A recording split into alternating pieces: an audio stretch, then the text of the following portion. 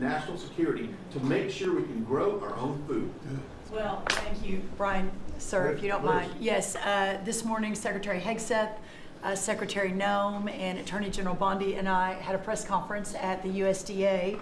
I just happened to have a chart in case it came up, but obviously the Chinese owning of farmland in our country is a massive national security issue. And for the media, you can see the yellow is where all of the farms have been purchased over the last number of years, and the red is around all of the military bases where that farmland has been purchased. So this is a massive national security issue. The press conference this morning included 3 of our greatest governors as well, Sarah Sanders from Arkansas, Jim Pillen from Nebraska, and Bill Lee from Tennessee. The states have begun taking a leadership role to ban the purchasing of China farmland. Obviously, Congress needs to step up and catch up, and we're going to be working alongside of them as well. We had some of our members, great members of Congress there, but it is time, and I think that this morning was symbolic of many things. The first of this administration working every day to effectuate President Trump's leadership and unequivocal support of America first. But second, just how close we are as a cabinet. I don't know in any other administration that you'd have 4 cabinet members at the USDA on a Tuesday morning when it's about 110 degrees outside with the sun beating down on us talking about, sir, your vision. So I think it was a great day. It was just the start. There's an executive order coming and some other things coming behind that. But protecting America's farms isn't just about protecting our farmers. It's also about national security. So that's what we discussed this morning. I do want to say that I think we have had a really good relationship with China lately. And we're getting along with them very well. They've been very fair on our trade deal, honestly. And I hope we're going to have a great relationship.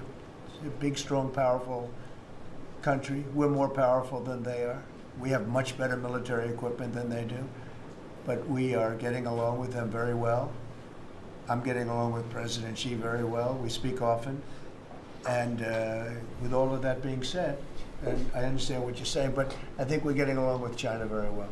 Mr. President, you want to send more weapons to Ukraine, as you said last night.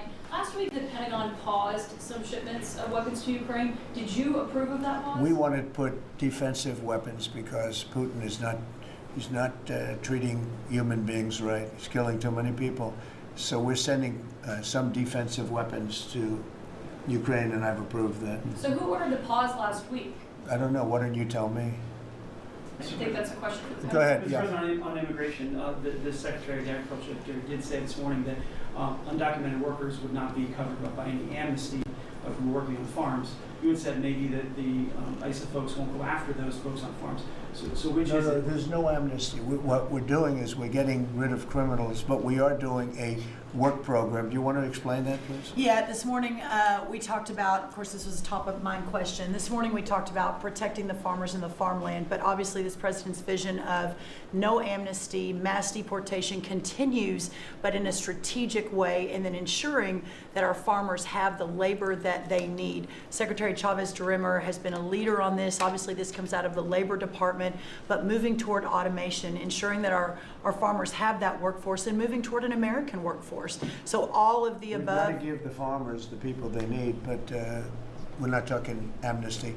Laura, do you want to say something about that? Thank you, Mr. President. On this, thank you, Secretary Rollins, how important this is never to displace the American worker. What the Department of Labor is doing is focusing on what the law entails now, being more modernized, more streamlining to work through the H programs. We're going to have a concierge approach to that, where we have developed a new office to answer the need of our farmers and ranchers and producers, and not to displace the American worker and follow within the law now, and that does not include an amnesty program at all. And we've seen that working, and we'll continue to have that roll out. On the other topics that we've somewhat talked about, the jobs numbers, Mr. President, 4 months in a row we've seen those jobs numbers increase. That's an exciting time for our manufacturers. That was asked earlier. We know it's going to take some time, but through that deregulation process that Lee and I are working on as well, the Department of Labor has rolled out 60 through 63 new deregulations that we're going to be moving through. In the first Trump administration, it was successful with over 30. We've just rolled out 63 Right. new ones in order to double down on those manufacturing companies to let them know that we have signaled through this process that we will assist them in getting the workforce that they need. It's an exciting time. That one big beautiful bill, that was the signal to my former colleagues in Congress to get this done. It's been an important time. I spent time on the ground visiting 7 states in 9 days prior to that bill being passed because it was the most pro-worker piece of legislation that we will ever see really in this country right now. No tax on tips, no tax on overtime, no tax on Social Security. That matters to the American worker because we don't want to take their money and give it back. We want them to keep more of their hard-earned dollars in their pockets currently, and that's what they're excited about. And as I move forward with these tariff talks, I heard a company, orthopedic company in Indiana, say to me, for the first time since you have taken office, Mr. President, their increase in their bottom line by 8% since these tariff talks have happened. Not one company has said the president is not doing a good job. These tariff talks are working. They're feeling it on the ground. The media has told a false story because what's happening on the ground is positive, and that's what we're seeing in these jobs numbers. So I really, through the Department of Labor, to come in behind all the secretaries and build this workforce is going to be key to the American worker. So thank you for what everybody did this last week. The One Big Beautiful Bill is a doubling down of this, and we're going to see these workers start to grow. And that apprenticeship program is going to be working. That's we'll right. have that It's gonna million be- apprentices across the country. We, you know, as you know, we're building plants all over the country now, which you weren't building any plants 4 years ago. You weren't building anything. But those plants, when they open up, it's going to be, you'll see numbers like you haven't seen ever. I don't think in history you'll never see numbers like what we're going to see in the very near future. Many of them are building the plants. Some are just starting right now. You know, it's a brand new administration. But, and they wouldn't be here except for 2 things. November 5th, the election, and the tariffs. And frankly, I guess the election was more important because of the tariffs. I mean, another person wouldn't have done this. But they're coming in because of the tariffs. They have to, they're not going to pay 25, 30, 40, 50%, 70, and 100%. And we'll be announcing something very soon on pharmaceuticals. We're going to give people about a year and a half to come in, and after that they're going to be tariffed if they have to bring the pharmaceuticals into the country, the drugs and other things into the country. They're going to be tariffed at a very, very high rate, like 200%. We'll give them a certain period of time to get their act together. But they were all here. Now they all left. They went to other places because we allowed, people that sat in this room allowed it to happen. And I don't allow it to happen. The people in this room don't allow it to happen. So we're going to be announcing pharmaceuticals, chips, and various couple of other things, you know, big ones. We did steel, as you know, they're 50%. We did aluminum, 50%. Lumber just came out. Lantern, that's copper. And we did cars. And now, today we're doing copper. What would that tariff be on the section? Tariff? I believe the tariff on copper, we're going to make it 50%. 50%. Any breakthroughs in See, I'm glad he Gaza? didn't question it, because Any I breakthroughs? sort of thought, what would that be? That was a quick one. I didn't have much time, but he agreed with me. That's why he's Howard. Any breakthroughs on Gaza with the Prime Minister, and there's reports that you're meeting with Netanyahu again tonight? Is that Yeah, I correct? am. He's going to come over again tonight. We're talking about Gaza, or mostly Gaza right now. It's he's been very unfairly treated. I think what they've done to him in Israel is very unfair, having to do with this trial. I think, you know, he's a wartime prime minister, had an unbelievable outcome, and I think he's been treated very unfairly. But he's coming over later. We're going to be talking about, I would say, almost exclusively Gaza. We got to get that solved. Gaza is a tragic. It's a tragedy. It's a tragedy. And he wants to get it solved, and I want to get it solved, and I think the other side wants to get it solved. Steve, could you talk on that, please? We're in proximity talks now, and we had 4 issues, and now we're down to 1 after 2 days of proximity talks. So we are hopeful that by the end of this week, we will have an agreement that will bring us into a 60-day ceasefire. 10 live hostages will be released. 9 deceased will be released. We're meeting at the President's direction with all the hostage families to let them know. And we think that this will lead to a lasting peace in Gaza. And you're doing a good job. It's a tough one. It's a tough one. A lot of hate, you know, this is called long-term hate. But we think we're going to have it solved pretty soon, hopefully with a real solution, a solution that's going to be holding up. And can I follow up? This is, I think, the first cabinet meeting since Elon Musk has not been a special government employee, not here anymore.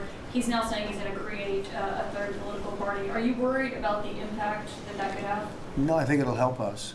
It'll probably help. Third parties have always been good for me. I don't know about Republicans, but for me. Are you second guessing any of the cuts that Doge made since you No, described it as no. off Look, the rails look. the other day? We cut hundreds of billions of dollars with Doge. We could have done it differently. I would have done it differently a little bit, maybe, but it was something that we saved a lot of money. You can always second guess. I guess some of the people in this room maybe would have done it slightly differently, and some would have done it exactly the way it was done. But it was dramatic and it was important, and we found a lot of things like billions of dollars given to people for environmental protection, where they had $100 in the account, like in Atlanta, Stacy, and then you had another one with 20 billion here, and 20 billion here, and 2 billion here, and 15 billion. And Lee, you might want to mention just a couple of those things. We really got because of Doge. At the Trump EPA, the one big beautiful bill was filled with many big beautiful wins for the taxpayer. It delivered a sledgehammer to the Green New scam. Billions of dollars rescinded. So it's a big deal for the American taxpayer who sees money go through pass-throughs that are filled with self-dealing and conflicts of interest. They see unqualified recipients. They see reduced agency oversight, and they want accountability with their tax dollars, and they got it. So in the example of the Stacey Abrams connected NGO, they received $100 in 2023. They got $2 billion in 2024. They had to complete training on how to develop a budget that was put into their grant agreement. They, out of nowhere, started paying a CEO $800,000, a COO $450,000, 22 people making over 150 grand. Out of nowhere, this is tax dollars. So money go through pass-throughs, through other pass-throughs, through other pass-throughs, and we lose oversight over it. And you see that it's going to former Biden officials, it's going to former Obama officials, it's going to Democratic donors. And we're not here saying we want to take money from a left-wing NGO and give it to a right-wing NGO. We want to give it back to the taxpayer. This is about us being good stewards of American tax dollars without any apology or regret. That's why President Trump was elected last November, because there were a whole lot of people who maybe they hadn't voted Republican in a long time. Maybe they didn't even vote for President Trump the first time around in 2016, but they're regretting that vote from 2016 and they were making it right in 2024.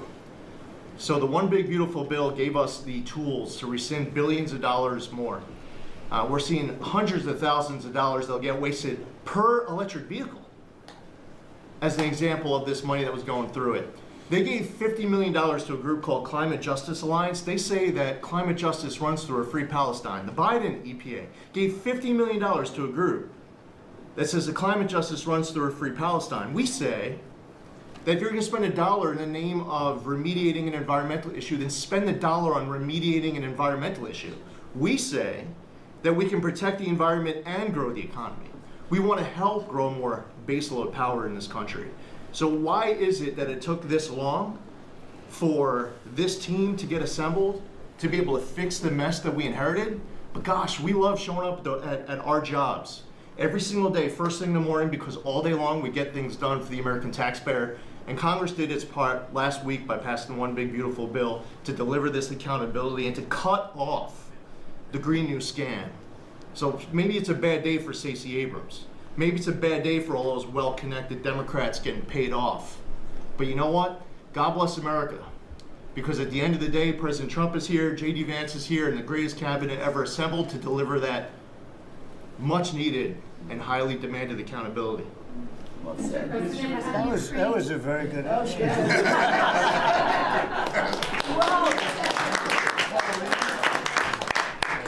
And that's from the heart. That's from the heart. I'm Ukraine. The Ukrainians have asked the International Court to go after Russia for using toxic chemicals in the fight.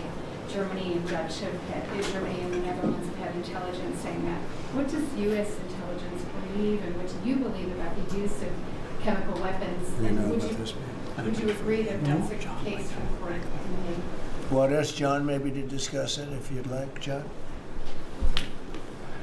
Well, Mr. President,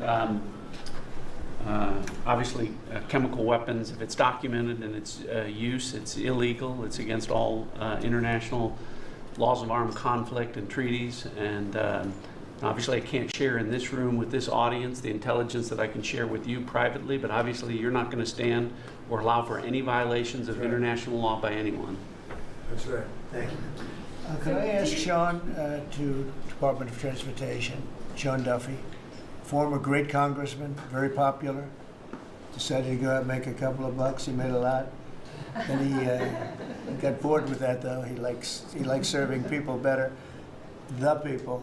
And could I ask you to just discuss a very important subject to me, and that's the modernization of our equipment at airports so that planes aren't crashing into each other and bad things don't happen. It should have been done many years ago. We were going to do it, and then the election precluded that, unfortunately. But we're doing it now. Could you tell them where we are? Yeah, if I could start with Newark. You guys all covered what happened in Newark. We had outages for a couple of 30-second outages a couple months ago. We have, in 2 months, Mr. President, it's historic speed, laid new fiber lines for communication and tested those in the next month. So those new lines for the Philly Tracon that controls the Newark airspace, they're up and running, lightning fast speed. June was the most on-time June ever in the history of Newark for air travel. So that's going incredibly well. By the way, we shouldn't have dealt with this because Joe Biden and Pete Buttigieg had moved the center from New York to Philadelphia. They didn't test the lines. They didn't do the work, which is what brought us all these problems. But in the big beautiful bill, we got $12.5 billion. This is a historic investment in air traffic control. And so what the money is going to allow us to do is move from copper to fiber all over the country. So new copper lines. We think we can do that in 1.5 to 2 years. We have radar that dates back to the 1950s, some of it from the 60s and 70s. We get brand new radar across the country as well. We have some infrastructure money to build TRACONs and centers, the en route centers that control the traffic across the country. So this is a massive new start to rebuild air traffic control. And again, this is dilapidated. Americans think that their government takes care of them and makes the investments that are necessary to make the country work. And for 30, 40 years, the investments weren't made. And so under your leadership and direction, we are making those investments. And per your direction, right now we are interviewing what we could call a general contractor or an integrator.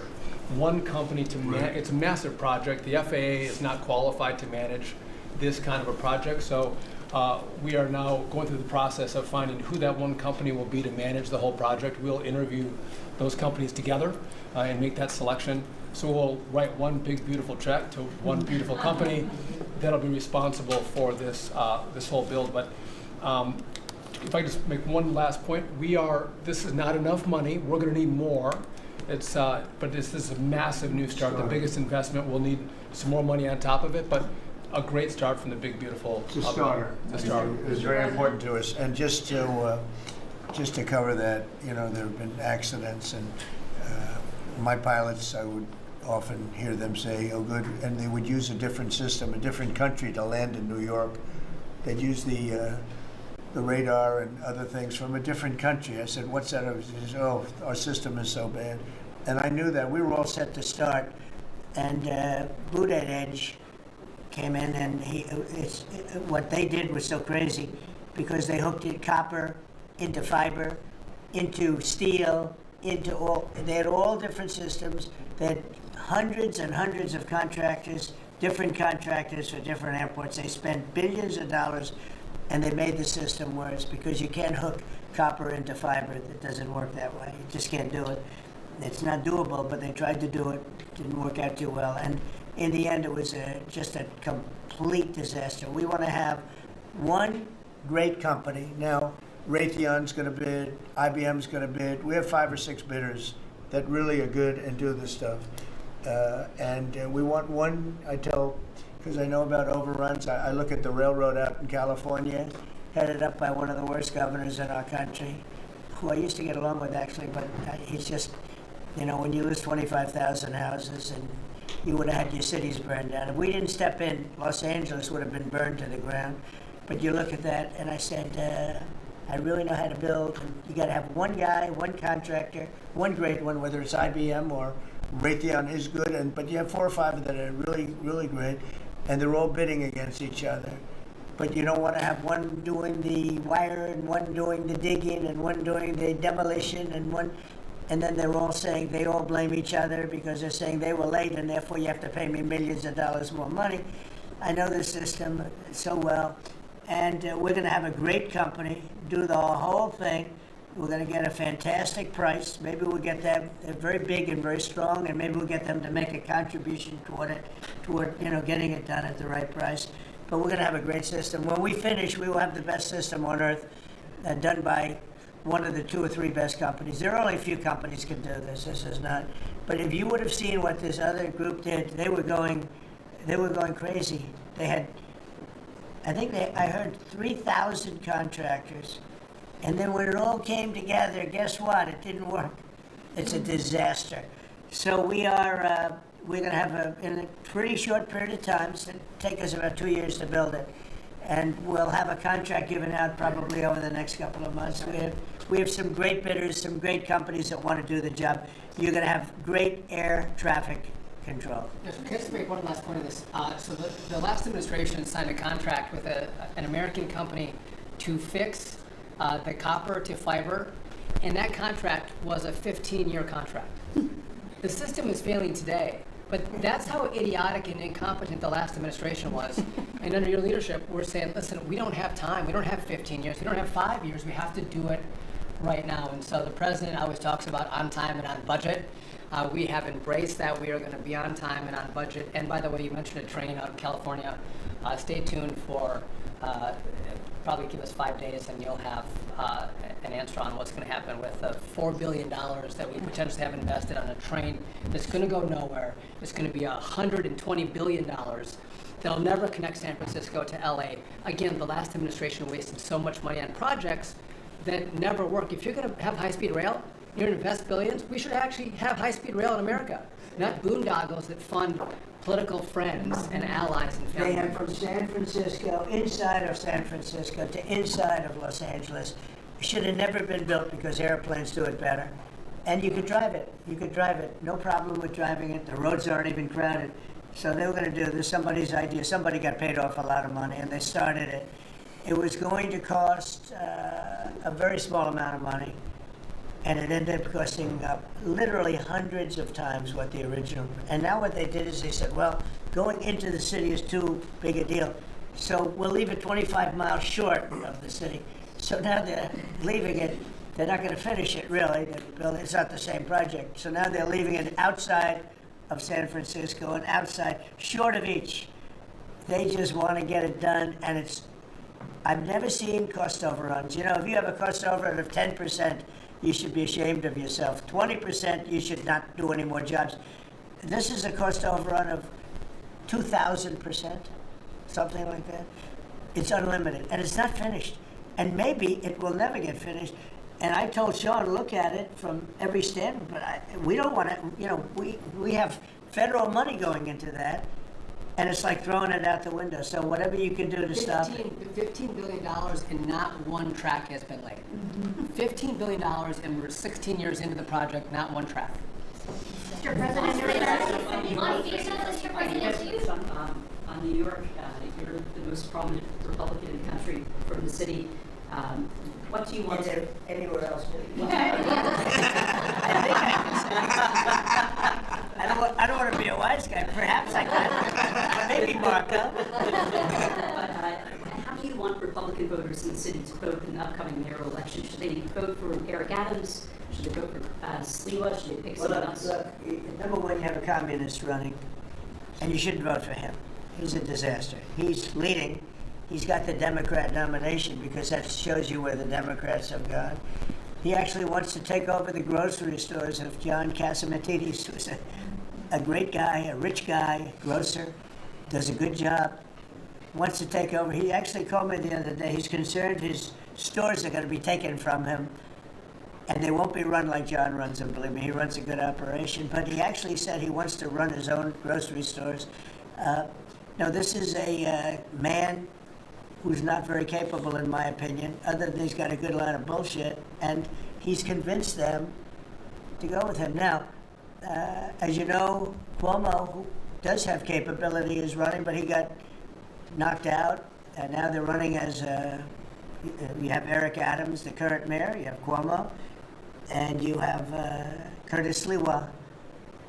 And Curtis runs every 4 years. He seems to be a fixture on the running scale. But you know, it's I'm not getting involved. But I can tell you this: I used to say we will not ever be a socialist country, right? Well, I'll say it again: we're not going to have. If a communist gets elected to run New York, it can never be the same. But we have tremendous power at the White House to run places where we have to. We could run D.C. I mean, we're looking at D.C. We don't want crime in D.C. We want the city to run well. Susie Wiles is working very closely with the mayor, and they're doing all right. I mean, in the sense that we would run it so good, it would be run so proper. We'd get the best person to run it. The crime would be down to a minimal, would be much less. And you know, we're thinking about doing it. To be honest with you, we want a capital that's run flawlessly, and it wouldn't be hard for us to do it. And we've had a good relationship with the mayor, and we're testing it to see if it works. But New York City will run properly. We're going to bring New York back. I love New York. You know, I loved New York for a long time. Then we had a bunch of crooked people in there. You have an attorney general who's a total stone-cold crook. New York State, Letitia James, a total crook. All they do is want to go after political opponents. They do what's ever expeditious for them. She's the one that took out Cuomo because she wanted to run for governor, and then she ended up getting 1% of the vote. She polled at 1%. She dropped out, went back to attorney general. You have a lot of crooked things going on in New York. We're going to straighten out New York. Maybe we're going to have to straighten it out from Washington. But when I see a communist who has actually gotten a Democrat, pretty much gotten the Democrat nomination, they also went to that new form of voting, which is a beauty. You go in there in third place, you come out in first. That's that form of voting that they have gone to. You know what I'm talking about. It's not too good. We're going to do something for New York. I can't tell you what yet, but we're going to make New York great again also. We're going to make it great again with the country. What we've done in this country in the last 6 months, nobody has ever seen it. And I told the story, the King of Saudi Arabia, I was over there. They gave us $5.1 trillion between Saudi Arabia and UAE, Qatar. 3 stops, $5.1 trillion coming into our country as an investment, biggest investment ever made. And it's all going to good stuff. I mean, all real big, good stuff. Energy projects, big, big things.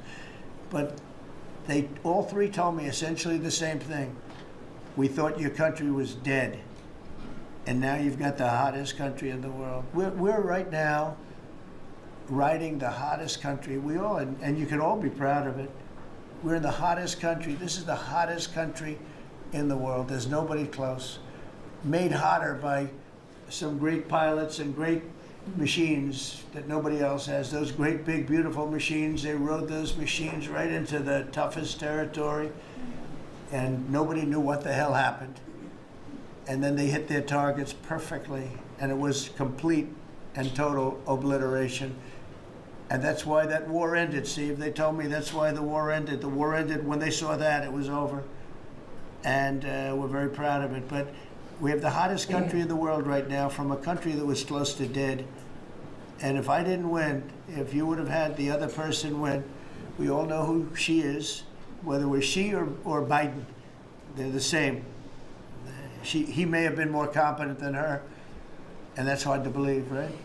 But if you had that ideology in, I don't believe you would have had a country anymore. I think you would have had a country that was broken up, But we had a dead country, now we have the hottest country in the world, and everybody knows it, and everybody said it. Mr. Vice President, do you have anything to say? Well, thank you, Mr. President. I just want to say that I'm very proud of the whole team.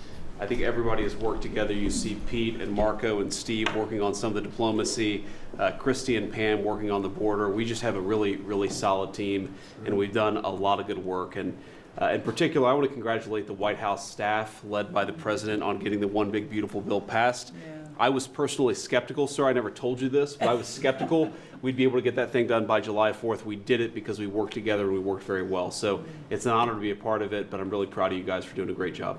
The beautiful thing about it, it had something for everyone. That's right. Most people said it had to be broken into 7 bills. It's so big. The problem was that some of those 7 have nothing for anyone, but they had to be done for the country. You know, sometimes you have to do things for the country that aren't necessarily popular. We had a couple of them, and that wouldn't have worked. So the One Big Beautiful Bill, many people said it could never be approved. Too big, too everything. There's too much. But it had something very big and very important for everyone, and it's great for the country. And remember, the Democrats have come up with a false narrative, you know, just whatever. It's just a line that they send to everybody and that they print. I think in the case of this, it's death, death. Everyone's going to die. I heard that. Everyone's going to, just the opposite. Everyone's going to live. What we're doing is saving our country and making it much bigger, better, and stronger than it ever was. I'd like to ask, Marco's been doing such a great job. Do you have anything to say? Well, it's just going through a list here, Mr. President, and I think the Vice President's pointed out to the great team you have, and all these achievements that have happened domestically. But you think about it, under your leadership, we prevented and ended a war between India and Pakistan. NATO's now at 5% for the first time ever, the highest numbers ever. A peace deal between the Democratic Republic of Congo and Rwanda. A 12-day war that ended with an American operation that we're the only country in the world that could have done. Hopefully, pretty soon, a peace deal between Azerbaijan and Armenia. The entire Middle East and the infrastructure of it has the potential now to change because of Syria and Lebanon, and it hasn't even been 6 months. Sure. It hasn't even been 6 months, so it's a great testament to your leadership in this team. Well, thank you very much, and you've done a fantastic job. Could I just ask Linda, she's involved in so much, she's so talented and so good, and she's working on a couple of little things like Harvard, who was given $5.5 billion over a short period of time. We caught him on that one, that's crazy, but you're working on so much, you want to bring education back to the States. How are you doing? Well, absolutely, and thank you for the opportunity. I think on the Big Beautiful Bill, what we saw, you know, was school choice. That's finally on a national basis at the state level, but there are opportunities now for scholarships more and more often for kids who are in schools. This is going to be a big turnaround. I think one of the biggest accomplishments we had over the past week was the University of Pennsylvania with the Title IX ruling that Leah Thomas was stripped of her title, Riley Gaines and Paula Scanlon and other women who have stood, you know, so strong against men and women's sports. And when you put out the the executive order, I mean, that just solidified and gave them the opportunity. So those are a couple of really, really big wins, and thank you for that opportunity. And how are you doing with Columbia and Harvard? We're negotiating hard. I think we're getting close to having that happen. It's not wrapped up as fast as I wanted to, but we're getting there. Okay, good. And you've done a fantastic job. Thank you very much. It's been a good team. Yep, you have a great team. Around this table, a lot of people to help with that. That's right. Thank you very much. Maybe just in closing, you know, we spent a lot of time, effort, very little money on this room. This is called the Cabinet Room. It's been here for a long time. And it had some pictures that were not many of them and not very good ones. And I actually spent time in the vaults. The vaults are where we have a lot of great pictures and artwork. And I picked it all myself. I'm very proud of it. That's Andrew Jackson, great Andrew Jackson. That's a gentleman named, and we call him President Polk. He was sort of a real estate guy. He was, people don't realize he was he was a one-termer, but he was a very good president. But and I'm not sure I should be doing this, he actually gave us the state of California. He was the one, he was the one that hooked it up. So I'm not sure, maybe he won't be there for long. But if you notice, the frame is the exact same size almost as the other one, as Andrew Jackson. So that was a part of the reason too, I have to be honest. But Polk is actually a very good president who's got the same frame that I needed, okay? And up here you have the original George Washington right behind the light.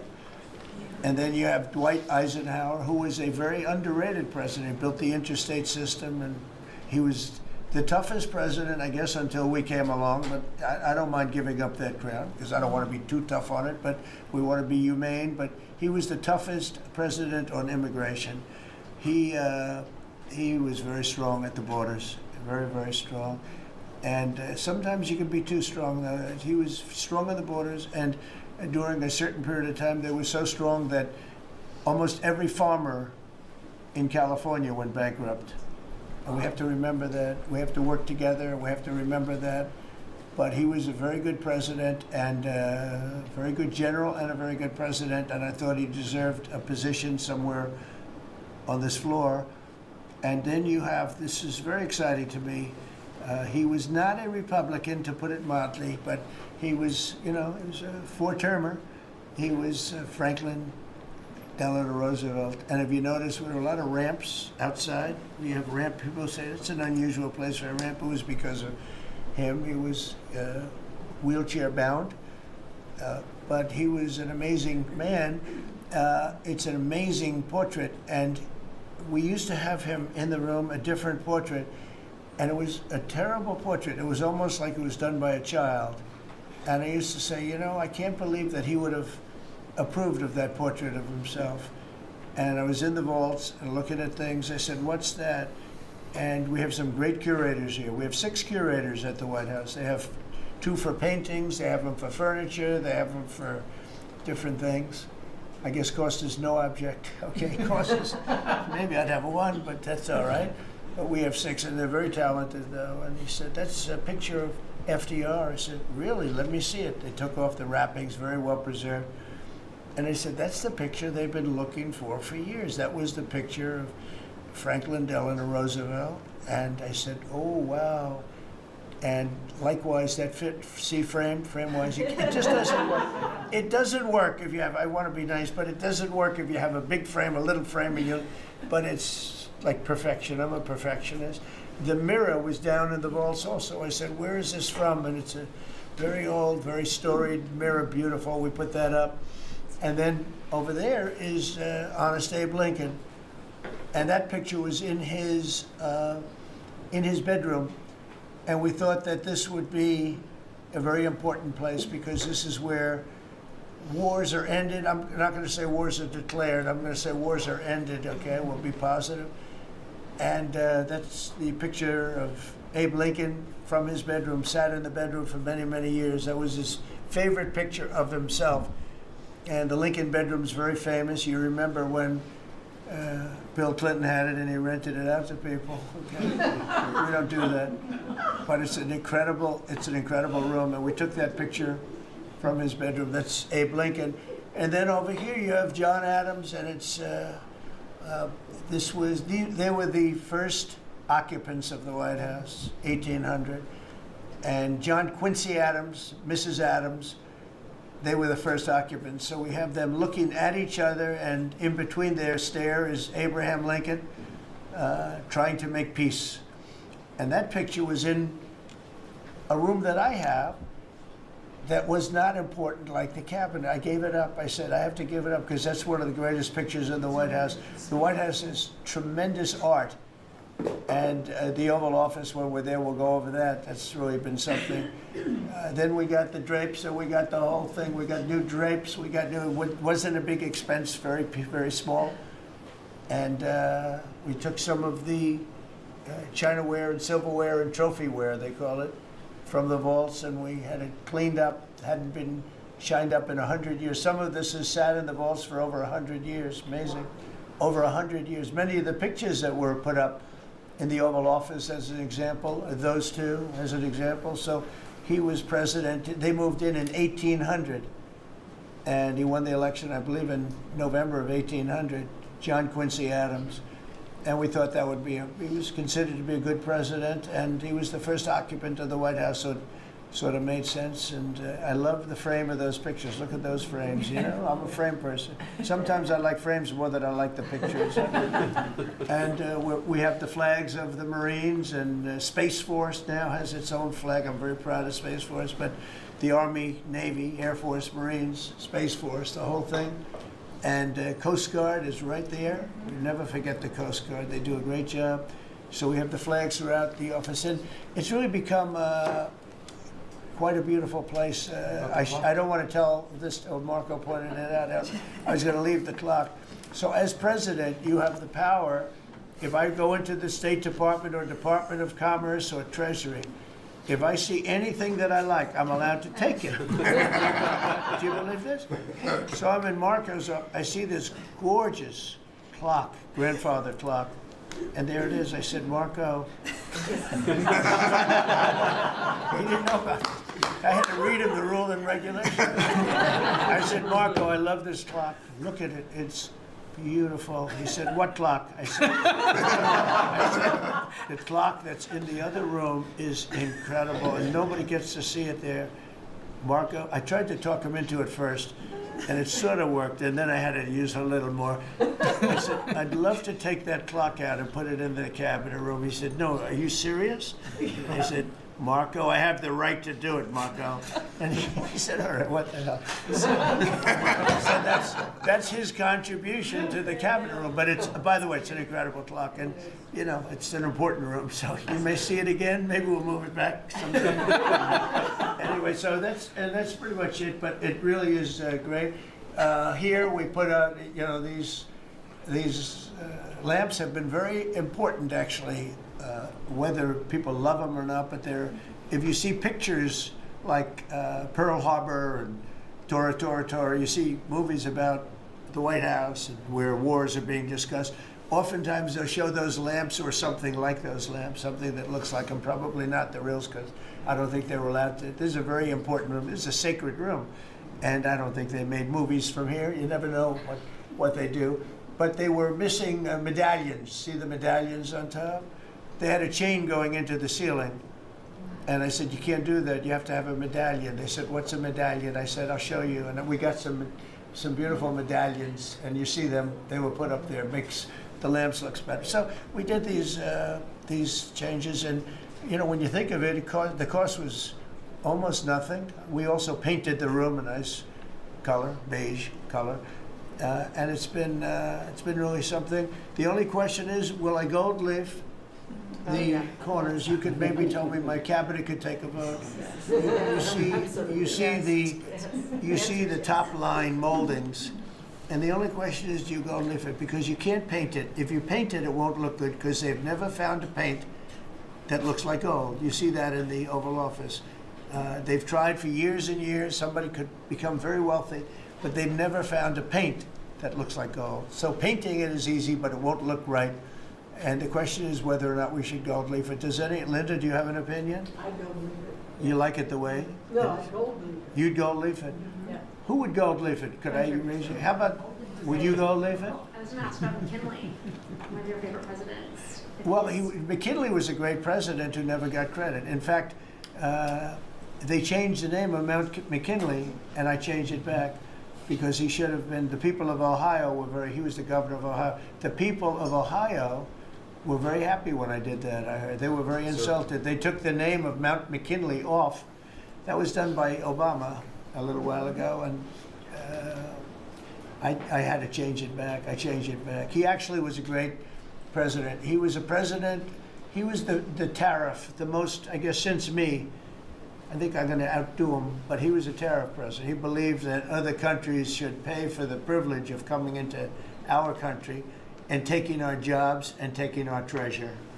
That's the way he explained it. They took our jobs and they took our treasure, and for that they should pay.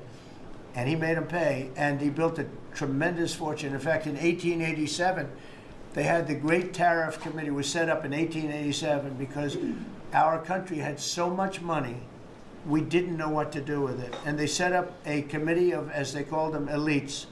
a term that we have to change, because I think a lot of the people that are elites aren't elite. I think the people that aren't elite are elite, so we're going to have to maybe switch that around somehow. But they had a committee that was set up to spend the money, because it was such a large amount of money at that time. It was nobody had seen anything like it, and it all came in from tariffs, and people didn't pay tax. There was no income tax system. I told you that came back in 1913.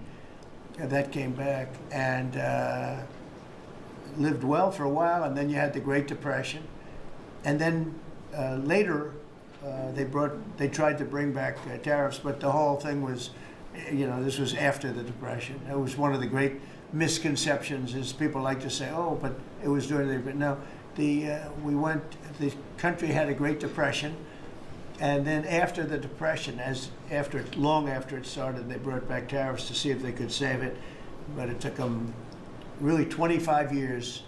When you say about 25 years to get out of the Great Depression, a lot of people don't understand that. But I thought it would be interesting for you to get a little view of this room. This is a very important room, very powerful room, great room.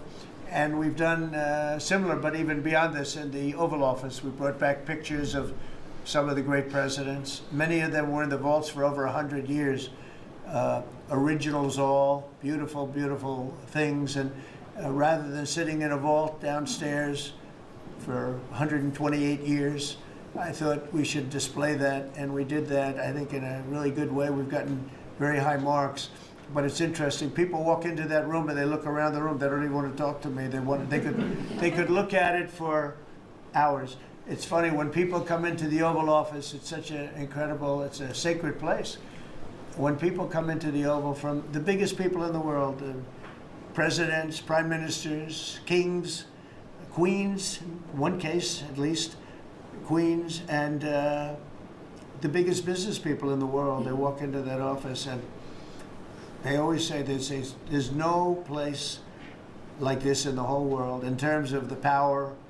I mean, it's beautiful and all, but there are other beautiful offices. You have businessmen that have offices that are, full floors of office buildings, floor-to-ceiling glass, and they walk in there and they say, there's no place like this anywhere in the world. There's no place. And, it's what it represents, maybe more than the physicality of the room itself. So it's an honor to have you all, media. It's an honor to have you. I just want to say we have a fantastic cabinet. Every one of them is a star in my book. And if they're not, I'll let you know about it. I'll throw them to the wolves. I'll throw them to the wolves in 2 seconds, because our country comes first, right? But I just want to thank you all for being here. It's been a lot of fun. Thank you very much, everybody. Thank you. Thank you, press, everybody. Thank you, press. Thank you, press. Thank you, press. Thank you, press. I'll tell you some other time. Thank you. Thank you, press. Yeah, I will. Thank you, press. Are we talking about next week or the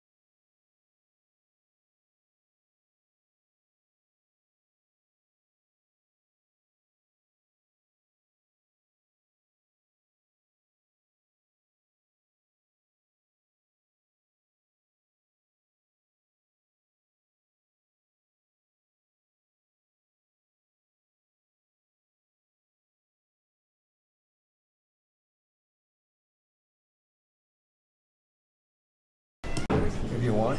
You could leave the cameras there, it's fine. But if you want, there's a lot of room over here. See an engine move out to the end if you want. Way out to the left.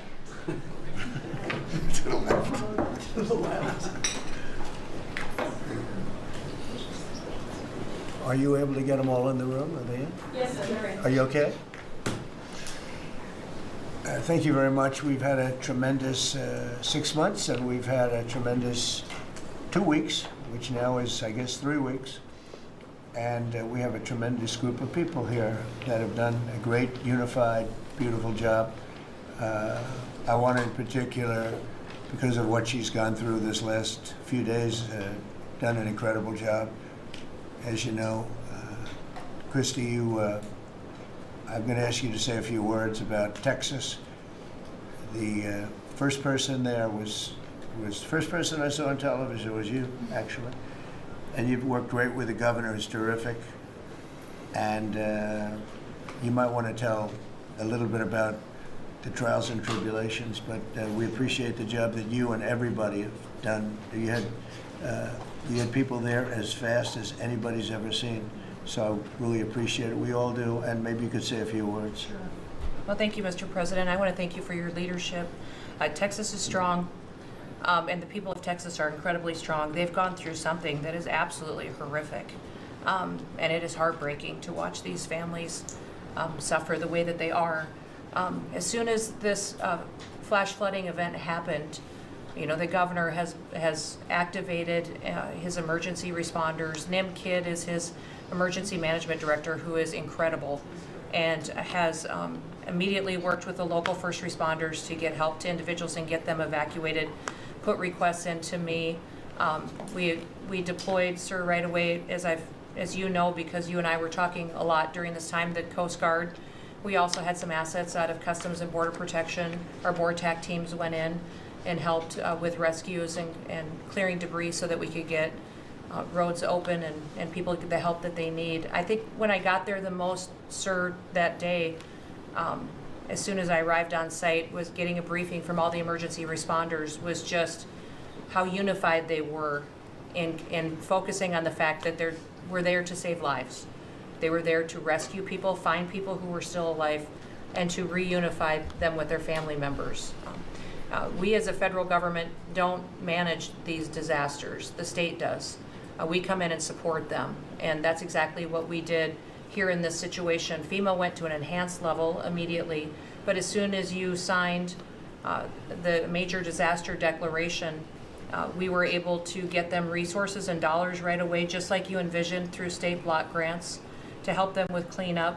And we're still there in presence, and FEMA's been deployed, and we're cutting through the paperwork of the old FEMA, streamlining it much like your vision of how FEMA should operate, and it's been a much better response to help these families get through this terrible situation. We still are looking for people. We're still looking for a lot of little girls and other family members that were camping along that river, and they will continue until they find every single person, and we will continue to help them and assist in that. I was surprised when I got there at the camp that day, right after this happened, the parents that were there, the parents that were looking for their children and picking up their daughter's stuffed animals out of the mud and finding their daughter's shoe that might be laying in the cabin, and just hugging and comforting people matters a lot. I'm extremely grateful for God's hand in that whole situation, because hundreds and hundreds and hundreds of people were saved. And this is a time for all of us in this country to remember that we were created to serve each other. God created us to take care of each other. And that when we do that, we are happier, we are more fulfilled, and we can walk alongside people on their worst day and help them get through it and come out the other side, knowing that we can continue to live a life that God has purposed for us. So they're grateful for you. Several times the day after the flooding, you and Melania were on the phone with me, and I want to thank you for that. That meant the world. I was able to tell many of those folks that I had been visiting with you and that you had said, whatever they need, Christy, let's deploy it and get it down there and be helpful. And on Sunday, when the families were waiting at a church to identify their children's bodies, Franklin Graham and I called in and prayed with the families and read some scripture with them, and he was incredible in making himself available to that as well. We'll be back down there in a couple of days and continue to do all we can, but this is an unprecedented event. It really is. There's been tragedies like this around the country, but everyone is unique in different situations, and the response the federal government had supporting the state through this, I'm proud of the people that stepped up and immediately came. The Coast Guard, when they came in, they had a difficult time even getting the aircraft in and landed. They had to try several times in the weather to get it in and deploy, and I think we've heard about, our one Coast Guard member that was responsible for saving over 165 people, but that entire crew did incredible work. And all the first responders there did incredible work. And I know people are getting tired now, but they're getting reinforcements and volunteers are showing up. And I just want to commend the governor and his team for being the leaders. And they're so thankful that you're letting them make the decisions and manage the response like it should be. And then us supporting them with the resources of the federal government. We've already deployed dollars to the state, much like the block grants that you've talked about. Right. So very grateful for that, sir. There's never been a wave like this outside of the breaking of a dam.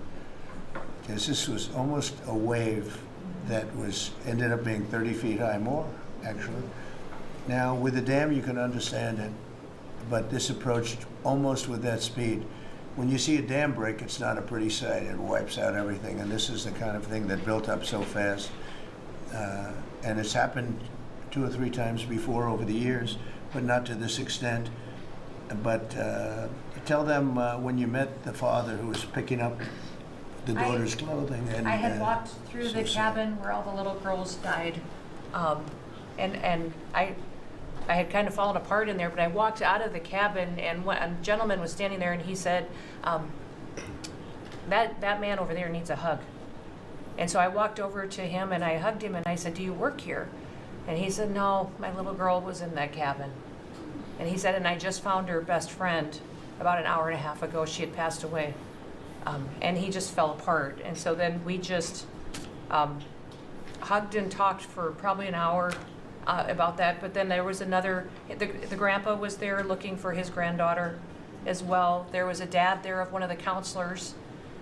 The counselor was alive, but she was dealing with the fact that she had hung on to some of these girls and was trying to keep them out of the floodwaters and had gotten hit by something and had lost 2 of the girls and wasn't able to hang on to them and was going to live the rest of her life thinking about that moment when she wasn't able to hang on to these girls.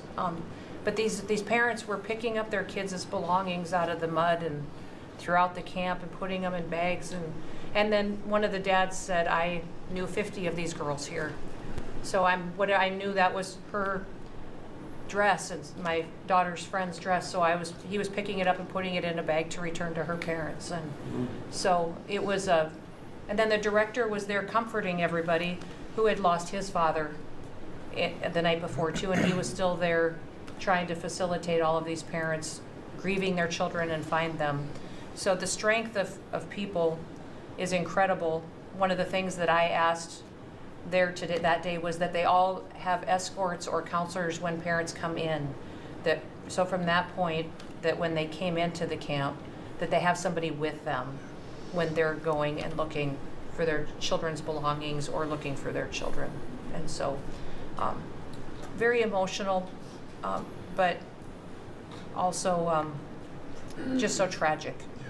The relationship with Texas and the governor has been obviously very good for years with me, but the relationship with Texas and their first responders and us with our first responders and lots of other people, and we brought in a lot of helicopters from all over, and we had a lot of helicopters. It was actually dangerous, a lot of helicopters up there, but they were real pros, and they were responsible for pulling out a lot of people, and we got them there fast, and Texas had some good ones too, but the response has been incredible, and The fact that we got along so well, I don't know, that's not, I don't even think that's a political thing, but we got along so well, and it was so unified. I think a lot of lives have been saved. That could have been as bad as it was, and you could have lost double or triple.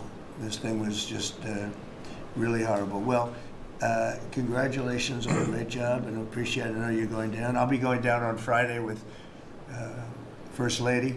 We'll be taking a trip, and we don't want to get in anyone's way because that's what happens. The president goes, and everyone's around focused on. I don't want anyone to focus on us, but it's possible they could have somebody saved still. There's a lot of areas. It's a big area, and it's probably unlikely at this point, but there could be. I mean, they're thinking there could be the possibility, but what a tragic situation.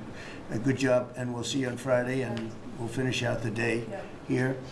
I think you've been reading a lot about. It's a terrible topic when you talk about financial after this, but we have a big country, and we've been doing very well. The tariffs, as you know, are starting to come in at record levels. Tremendous amounts of money are coming in to our country. We never did that before. We're not used to it. We only have tariffs going out. We only adhered to the rules of other nations who charged us tremendous tariffs because we were led by stupid people or people without any business sense. And I'd like to ask Scott, you could maybe talk a little bit about how well we're doing with regard to the money coming in. And the big money will start coming in on August 1st. I think it was made clear today by the letters that were sent out yesterday and today. Go ahead, please. Yes, sir. We will have taken in about $100 billion in tariff income thus far this year, and that's with the tariffs, the major tariffs not having started till the second quarter. So we could expect that could be well over $300 billion by the end of the year. We don't agree with CBO scoring, but for those who do, the CBO scored tariff income over the next 10 years at $2.8 trillion, which we think is probably low. And sir, under your leadership, we're witnessing. And they gave us no credit during this last little, the great, big, beautiful bill. I always use the word great. I add that to it because it really is what it is. It's never been anything like it, actually. And I want to thank all the Republicans that voted for it. And I want to, scold the Democrats because they're voting for tax cuts. They're voting for no tax on tips, no tax on Social Security, no tax on overtime, and many, many other things far more important than that. Great health care. And frankly, every Democrat should lose their election because it was purely political to vote. They were told not to vote for it. So think of it. We got 218 to 2. And then with the Senate, we had 50 to 3. Democrats didn't vote at all.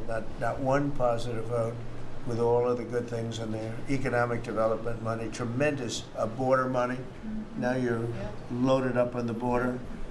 And I don't think we're going to need so much of it because we had zero come in last month, so I'm not sure how much of it we want to spend. You may think about that. You may actually think about saving a lot of money because the wall's been largely built, and it obviously worked. But you may want to think about that. But so I think it's incredible when I watch the Democrats, and they have standard lines like they had Russia, Russia, Russia. They had the laptop from hell. It all came from Russia. They make things up and they go with it and they feed it to you people in many cases. And they said, here's our line. And I hear the new line is death. Oh, it's death. Everyone's going to die. There's nothing to do with death. In fact, we're saving our country. Death is from allowing 25 million people into our country, of which 3 or 4 are stone cold, hard criminals.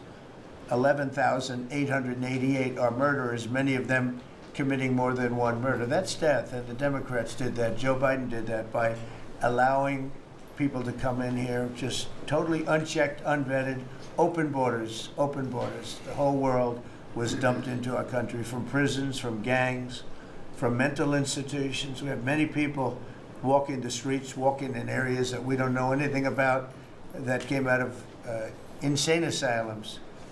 They released their the insane asylum population into our country, and It's amazing the job that you and Tom Homan are doing, by the way, on that. But we have to get them out, and we have no choice. We have to get them out, and we are getting them out. And so, Pete, you want to tell them about our great military and how well we did with respect to the bombers and the B-2? We had the pilots here 2 days ago, and they were incredible people. Go ahead. Yes, sir. Truly a historic mission, and demonstrated the skill and courage of the United States military. From those B-2 pilots and families that we had a chance to meet, sir, to the fighter pilots, to the refuelers, to the maintainers, to the air defenders who defended the base. What was demonstrated on the world stage was American military might and capability. And it wasn't just Fordo and Isfahan and Natanz that took notice in Iran. It was the rest of the world. That we have a decisive commander-in-chief willing to use these capabilities, which are the best in the world. As the president pointed out, no one else could have done what America did there on that night, and everyone took notice of that. With the one big beautiful bill, sir, we've got $150 billion additional to invest in Golden Dome and all the other weapon systems and stockpiles and shipbuilding priorities of yours. Another month, another historic recruiting bump. It's not just the Army and the Marine Corps anymore, it's the Navy, the Air Force, and the Space Force, all historically ahead of where they've ever been. So historic spirit inside the military. We had a chance to be at NATO, Marco and I, and see how the world responds to us saying it's time for you to shoulder the burden and take the lead for your continent. It only happens with President Trump leading, and we're proud to be a part of what's going on at the border, sir.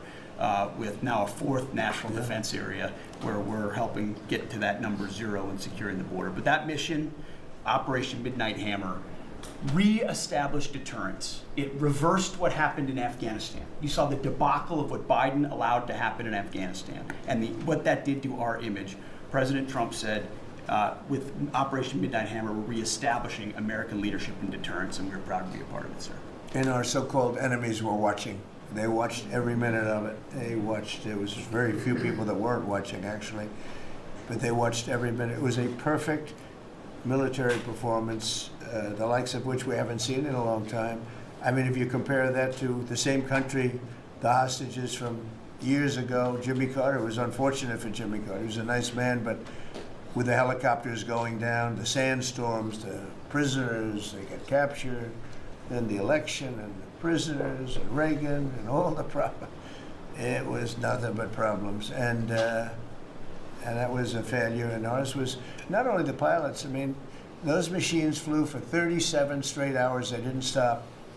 They went skedaddle. You know the word skedaddle? It means skedaddle. They dropped the bombs, and somebody said skedaddle. Let's get the hell out of here.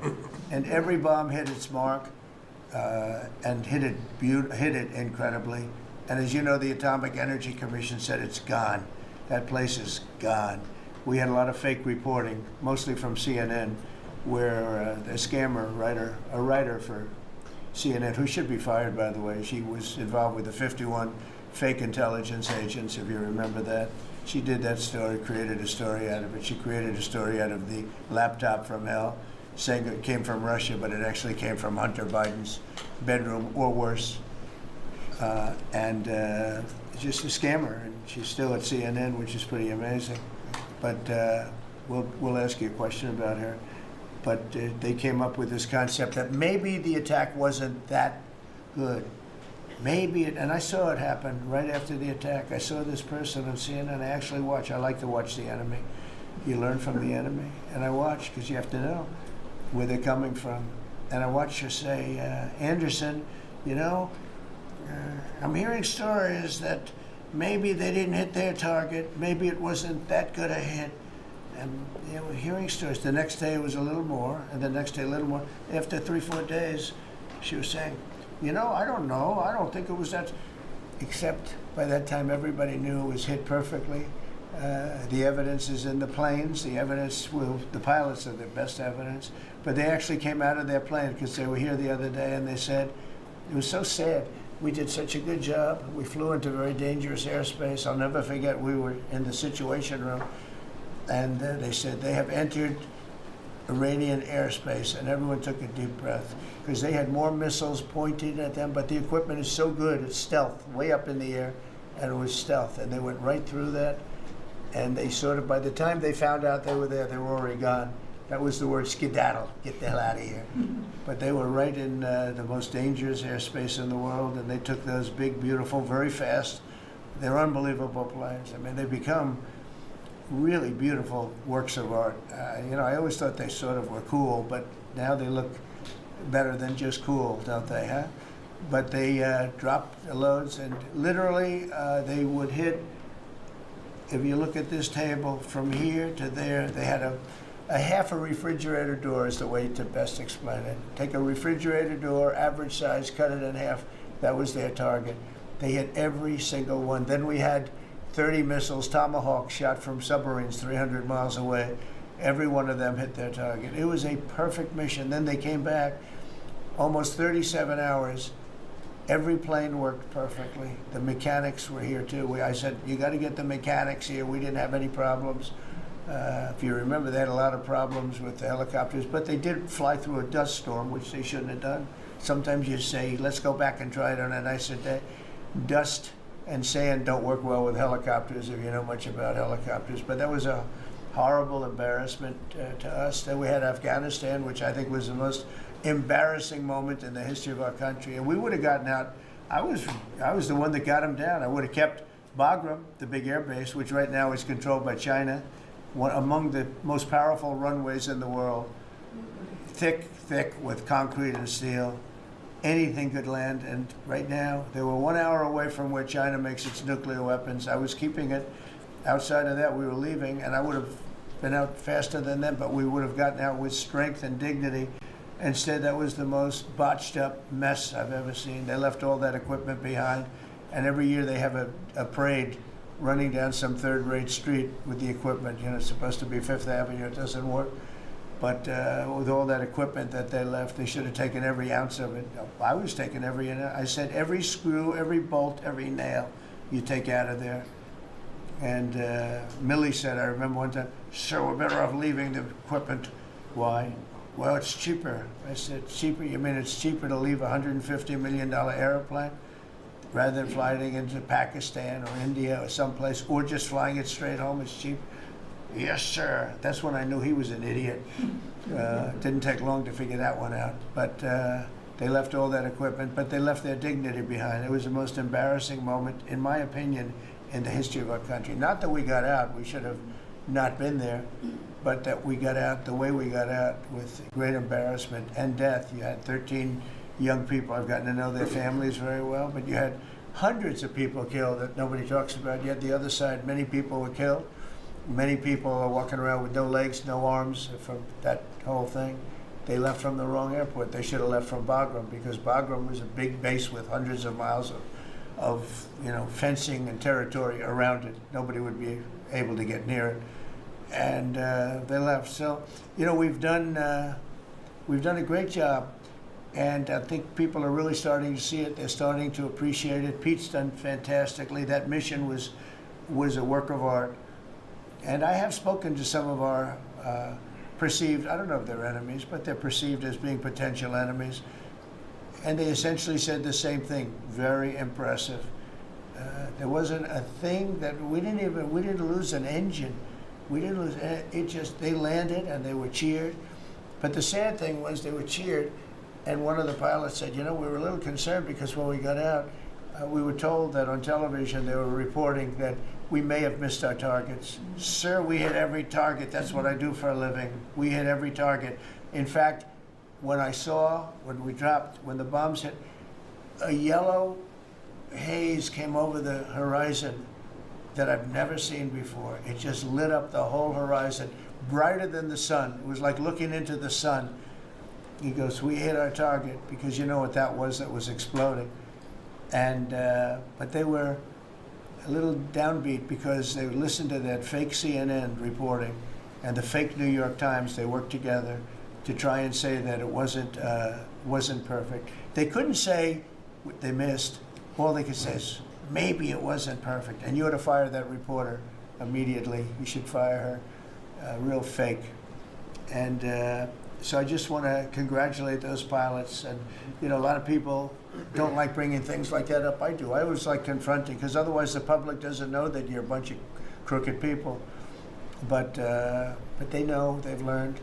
and the media has to straighten out their act. You know, the media is down to 17% approval. You got to do a little better than that. It's important for the country that you do better. I think they ought to make a lot of changes. I think changes are going to be made to the media, but it's hard to have a really successful country if you have a corrupt media, and we really have a corrupt media. And nobody really knows why. I mean, why would you want to have open borders and criminals pouring into our country? Why would you want to have men playing in women's sports, transgender for everyone? You know, you'll have to figure that out. But some of you don't. I mean, I'm looking at some people, they love the country, but I look at other people and they can't. But we were really proud of our military. It was, and the people that maybe don't like us or want to play games with us, because I think that had you not had the situation in Afghanistan, I don't think Putin would have gone in. I think when Putin looked at how stupid and incompetent that operation was, he said, wow, this might be a chance. And we're dealing with him now too. We're not happy with Putin. I'm not happy with Putin. I can tell you that much right now, because he's killing a lot of people. And a lot of them are his soldiers and their soldiers, mostly. And it's now up to 7,000 a week. And I'm not happy with Putin. Okay, any questions? Yes. Yes, sir. You just said that you're not happy with Vladimir Putin. Is there anything that you plan to do to act on that feeling of unhappiness? Well, I wouldn't be telling you. Don't we want to have a little surprise? You know, one of the things we did with the attack is that, and you asked that question, I didn't mean to be rude, but I'm in a rude because I'm looking at some of these crooked people up here, so I'm rude, but your question was asked very nicely. But one of the things we did is we went over every fact. We wanted to get every fact straight. We wanted to have the distance straight, the number of pilots straight. Everything had to be correct, because we want to be, this was a very important mission. If we failed on this mission, it was beyond the war that, you know, obviously we had with Iran and Israel, a lot of hatred, a lot of years and years of hatred, centuries of hatred.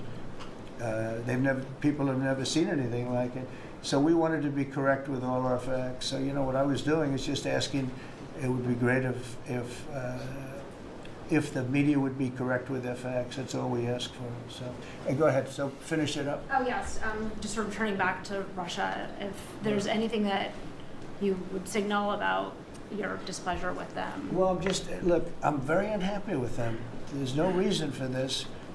It's turned out to be tougher, but it's only tougher. And I will say the Ukrainians were brave, but we gave them the best equipment ever made. We gave them the anti-tank busters that knocked out tanks. I mean, you just aim them in the direction of the tank and the tank is gone. We gave them missiles, the latest and the greatest. They were able to shoot down a lot of things that would have normally wiped out. You know, probably would have been a very quick war. It would have been a war that lasted 3-4 days, but they had the benefit of unbelievable equipment. And Europe gave them too. We gave them far more because Biden shouldn't have done that. He should have equalized. We should have given him the same, or we should have given actually less than Europe. It affects Europe much more than us, but we're in there for over $300 billion. Europe's in there for over $100 billion, but still, Europe gave a lot. And I will say this, the Ukrainians, whether you think it's unfair that we gave all that money or not, they were very brave because somebody had to operate that stuff. And a lot of people I know wouldn't be operating it. They wouldn't have the courage to do it. So they fought very bravely. But we gave them the best equipment in the world. We make the best military equipment by far. There's nobody close. You look at other equipment from other countries, it's not even close. That's why everybody wants to buy our equipment. And that's why we're going to step up these contractors now that make it, and they're brilliant, but they make it too slowly. And we have to step them up, Pete, and let them make it at a much higher rate. Unfortunately, we have to do that. But if you look at our Patriots, if you look at our Tomahawks, if you look at our, well, what we do with tanks is, you wouldn't want to be driving a tank. You would feel nice and secure, but they are javelins, they're called. And I gave them the javelins. Remember they said Trump gave the javelins and Obama gave them sheets, right? They called Obama at that time. Barack Hussein Obama, if you haven't heard, did a terrible job. But that was a war that that was a war that should have never happened, and a lot of people are dying, and it should end. And I don't know, we get a lot of bullshit thrown at us by Putin, for you want to know the truth. He's very nice all the time, but it turns out to be meaningless. Do you want to sanction him? Lindsey Graham has a sanctions bill on Russia. Do you want him to move I'm that looking up? at it, yeah, no, I'm looking. The Senate is passing and passed a very, very tough sanctions bill. Yeah, I'm looking at it. And you'd sign that? It's an optional bill. It's totally at my option. They passed it totally at my option, and to terminate totally at my option. And I'm looking at it very strongly. Yesterday you said The Council of Economic Advisors released a new report saying that imported goods have actually decreased in price from December. I know, it's not through March. amazing. Well, my question is, With the tariffs. Well, the Fed chairman keeps saying that tariffs are going to cause price increases. Are we the prices just not Chairman passed of the through? Fed? Yes, exactly. Well, Are the you prices- do a better job than him. Thank you. Are the prices just not passed through yet? No, I think what's happening is everything's evening out. You know, when we charge, see what people don't understand, the other countries have been charged, almost every country charges us tariffs. We had deficits with everybody for years, for decades. And we were like this big monolith that made bad deals with everybody. We rebuilt South Korea, we stayed there. It's okay, we rebuilt it and we stayed there. And they pay us very little for the military. I got them to pay billions of dollars, and Biden then canceled it when he came in. I sent to South Korea as an example. We give you free military, essentially, very little. And I think you should pay us $10 billion a year. And they went crazy. But they agreed to 3. So I got 3 with a phone call. And I was satisfied. I said, but next year we have to talk. And then we had a rigged election, and we never got to talk. And you know what Biden did? They probably went to him and they said, listen, Trump treated us terribly and we shouldn't be paying anything, and he cut it down to nothing. So that's what happens. It's ridiculous. That's the other thing. We're talking to countries about contributing to the military, not only just paying more in NATO, but contributing. We have 45,000 soldiers in South Korea. We have 45,000 soldiers in Germany, 52,000 actually. And that's a huge economic development for them. That's tremendous amount, just like having a city. It's tremendous money for them, and it's a tremendous loss for us. So we're talking, in a very nice way, we're talking to them about it. It's very unfair. We supply the militaries to many very successful countries. I mean, South Korea is making a lot of money, and they're very good. They're very good, but, they should be paying for their own military. President Trump, could I ask you a question about Jerome Powell as well? And then the question to the Attorney General. Jerome Powell, and then I have a question for the Attorney General. Jerome Powell, who you've been pressuring to lower interest rates, he's facing accusations of lying to Congress, which is a potential crime about the opulence. Well, then he should resign immediately. We should get somebody in there that's going to lower interest rates. Do you want congressional Why don't you call for his resignation? Do you want congressional Republicans to investigate and It's pursue okay and with punish? me. I think he's terrible. I think, look, we're paying, I call him too late. T-O-O, too late, like Too Tall Jones for the Dallas Cowboys, right? Too late. He's always late, but he wasn't late with Biden before the election. He was cutting him like crazy. It didn't help too much, did it? But he was cutting him like crazy before the election with Kamala and Biden. He was trying to get them in, I guess. I don't know. He was recommended by somebody that worked for me. I like you better. If I could ask the Attorney General a question too, President. Sure. And your memo and release yesterday on Jeffrey Epstein, it left some lingering mysteries. One of the biggest ones is whether he ever worked for an American or foreign intelligence agency. The former Labor Secretary, who was Miami U.S. Attorney Alex Costa, he allegedly said that he did work for an intelligence agency.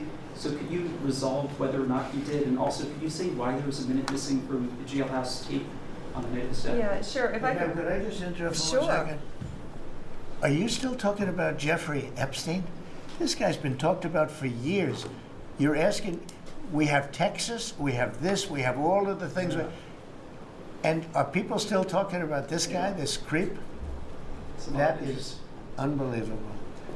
Do you want to waste the time, and do you feel like answering? I don't mind answering. I mean, I can't believe you're asking a question on Epstein at a time like this, where we're having some of the greatest success and also tragedy with what happened in Texas. It just seems like a desecration, but you go ahead.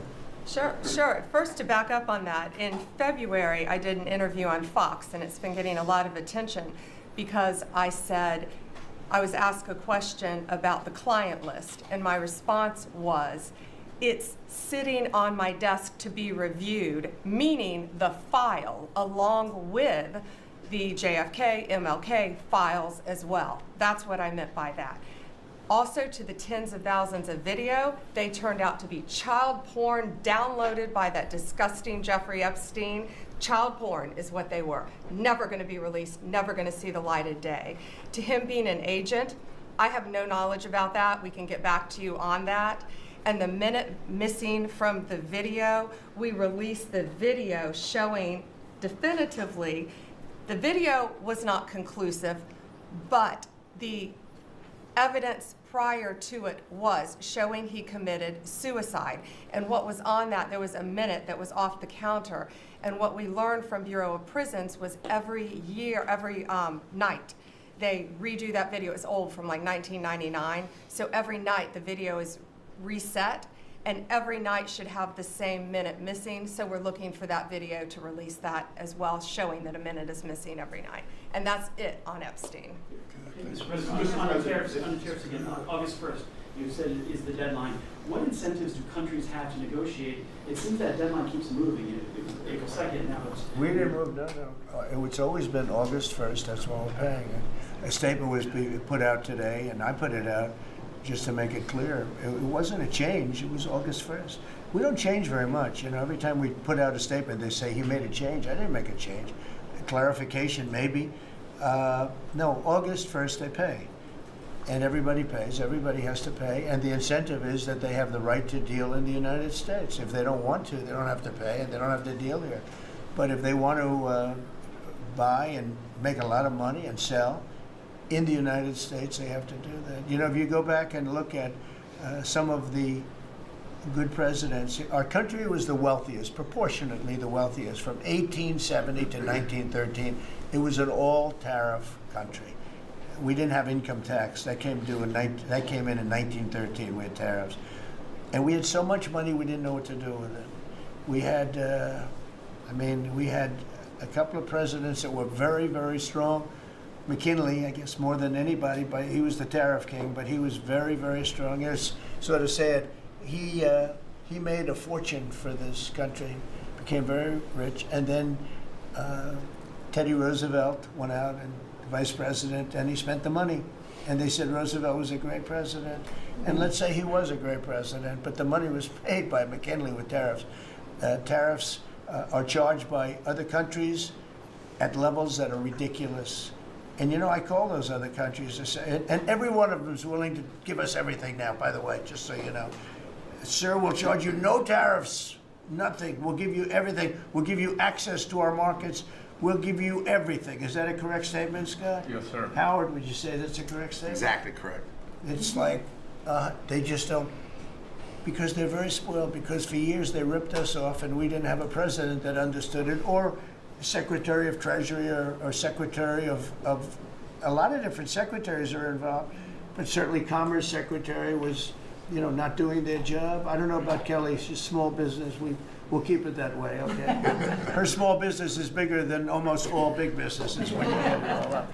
But no, they are very respectful of our country, but the incentive is that they have the right to do business with us. Without that, they don't have the right to do business, and that would be okay too. And when the next flurry of deals, Yeah, go ahead. in the next 24 hours, will we hear a flurry of deals? Yeah, we have a lot of them going out, but the deals are mostly my deal to them. We're picking a number that's low. We don't want to hurt them, and fair. We're picking a number that's lower than, in most cases, lower than what they charged us. But it's amazing when you've paid all this money for years and they get one president that's a little bit different and a little tougher on this subject, and they're willing to drop everything they've been charging us for years and years. We have countries going, you don't have to pay any tariff to come in and do business. They're giving us total access to their countries. They gave us no access to the country. They say, well, you cannot go into our okay, good. Now it's, we will give you total access and you don't have to pay any tariffs. But please don't charge us tariffs. And we don't like that deal. So the letters I send out are, we have made some deals. We can make a lot more deals. It's just too time consuming. It just makes it more complicated. And we can do things over the years too. You know, we're not hard line.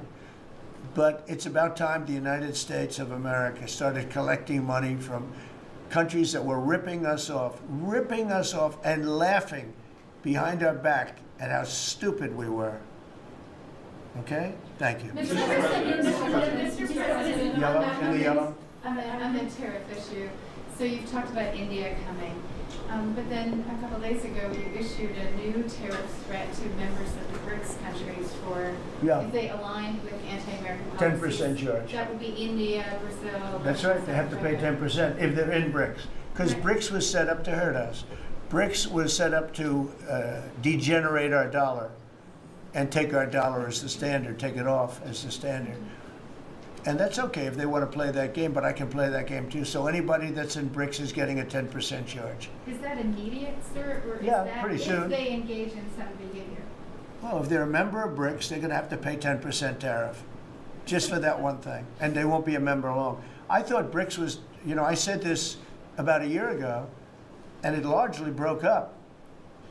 But, you know, there are a couple that hang around, but I thought it largely broke up. BRICS is not, in my opinion, not a serious threat. But what they're trying to do is destroy the dollar so that another country can take over and be the standard. And we're not going to lose the standard at any time. If you have a smart president, you will never lose the standard. If you have a stupid president, like the last one, you would lose the standard. You wouldn't have the dollar as you. And if we lost the world standard dollar, that would be like losing a war, a major world war. We would not be the same country any longer. We're not going to let that happen. The dollar, you ever hear the expression, dollar is king? The dollar is king. We're going to keep it that way, okay? And I'm just saying, if people want to challenge it, they can, but they're going to have to pay a big price. And I don't think any of them are willing to pay that price. Thank you, Mr. President. Are you optimistic about reaching the tariff deal with the European Union soon? Well, the European Union has been speaking to us, Ursula and the whole group, and they've been very nice. They treated us very badly until recently. Now they're treating us very nicely.